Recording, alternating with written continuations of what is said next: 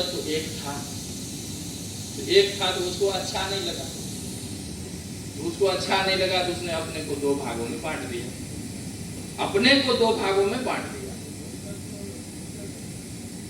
अब जो माने वो मूल तत्व ब्रह्म तो न्यूटर जेंडर है ना, ब्रह्म तो न्यूटर है।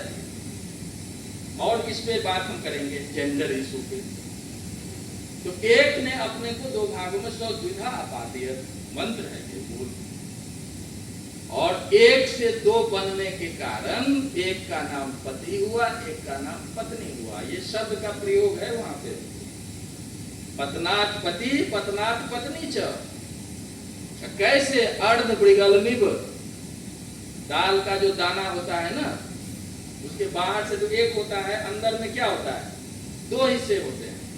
उन दो हिस्से में कोई छोटा है कोई बड़ा है, बिल्कुल कॉम्प्लीमेंट्री नेचर है दूसरे का। हमारे यहाँ जो स्त्री पुरुष के लिए मौलिक सिद्धांत है वो ये है। इसीलिए पाणिनि ने अष्टाध्यायी तक में लिखा, पच्चुर्नो यज्ञ संयोगे, जीवन का कोई भी कार्य होगा जब तक दोनों की भागीदारी नहीं होगी वो कार्य ही पूरा नहीं होगा। देख लिया है आज भी आप, तो हमें तो पता नहीं है, रिचुअल लोग मानते हैं, जो आज भी यज्ञ में बिना पत्नी को बैठाए कोई यज्ञ कर लेते हैं, वो मान्य ही नहीं होगा। तो यज्ञ का मतलब है जीवन का सारा कार्य, और जीवन के किसी भी कार्य में जब तक दोनों की इक्वल सहभागिता नहीं होगी तब तक वो कार्य नहीं पूरा होगा। ये हमारा मौलिक चिंतन है।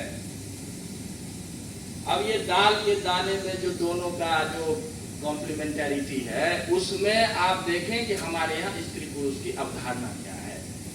एक जगह पुरुष की बाईं पसली से स्त्री उत्पत्ति हुई, नॉन कॉन्शियस है, दूसरी जगह वो कॉन्शियस ही कॉन्शियस है।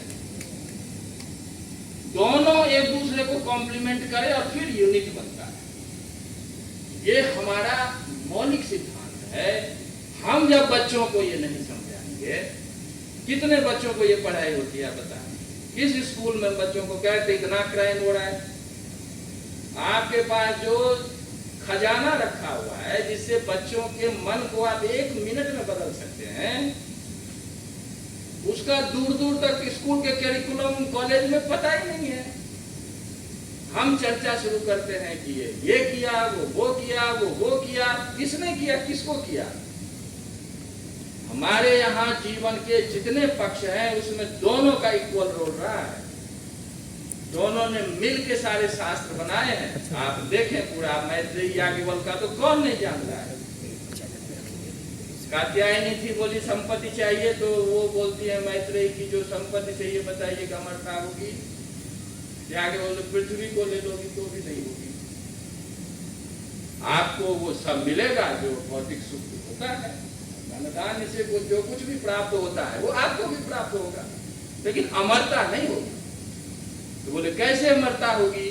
तो बोले वो तो आत्मज्ञान से ही हो सकता है। और बाद में पूरा एक उसका, अब देखें मैत्रेयी याज्ञवल्क्य का संवाद, गार्गी का देखिए, वैसी उसी बृहदारण्यकोपनिषद में गार्गी और याज्ञवल्क्य संवाद भी है। इधर सारे पुरुष विद्वान बैठे हुए हैं, ऋषि लोग, और वो नेतृत्व करती है गार्गी। दोनों तरफ की महिला है। एक महिला है जो गृहस्थ में बैठी हुई है लेकिन ब्रह्मवादिनी है, दूसरी गार्गी ने कभी विवाह नहीं किया। आप समझ लीजिए कुछ समय क्या संस्कृति हमारी थी कि बचपन से उन्होंने इंडिपेंडेंटली कहा कि मुझे सत्य की खोज करनी है और मुझे इनमें नहीं पढ़ना।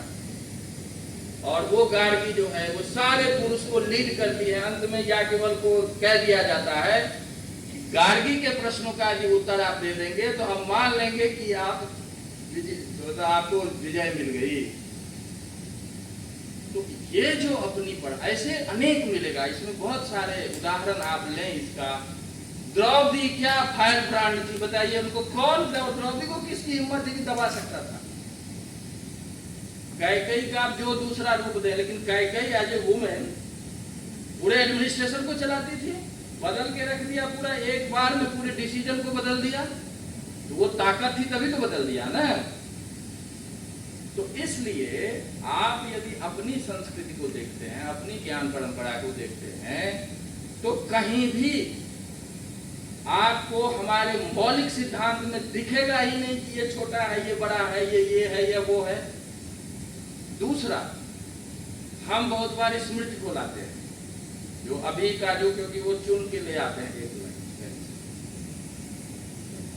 आज का जो वो है ना, जो फुटपाथ टाइप का स्कॉलरशिप, एक लाइन चुन के ले आते हैं और सारा डिबेट उस पर इस्टेब्लिश